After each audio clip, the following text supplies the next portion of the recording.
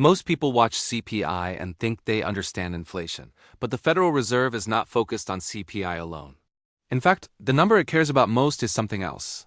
PCE, CPI, or Consumer Price Index measures the price of a fixed basket of goods and services. It tells you how much the cost of living is changing for the average consumer.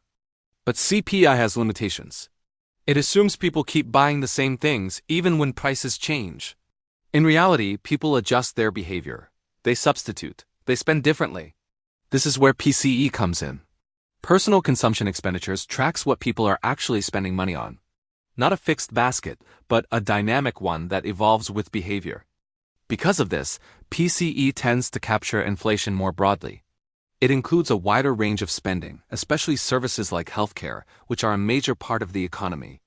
PCE also weights items differently. It reflects real-world consumption patterns, not a static model.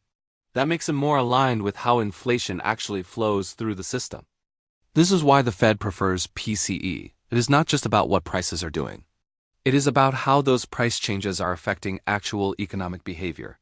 But here is where markets think differently. Traders watch CPI closely, especially the monthly number, because it moves faster. It gives earlier signals about inflation momentum. PCE, on the other hand, moves slower. It is smoother, more stable, less reactive, which makes it better for policy, but less useful for immediate market reactions. This creates a gap. CPI often drives short-term market moves, while PCE drives longer-term policy decisions. Just like other inflation data, both CPI and PCE have two perspectives. Month-on-month shows current momentum. Year-on-year shows the broader trend. But markets care more about momentum than history. If inflation starts accelerating on a monthly basis, even slightly, expectations begin to shift quickly. This is the key insight. CPI tells you what is happening now. PCE tells you what the Fed is likely to do next. And since markets move based on expectations of policy, understanding both gives you an edge. You are not just reacting to data. You are anticipating the response. Because ultimately, inflation data does not move markets on its own. It moves markets through how the Fed reacts to it.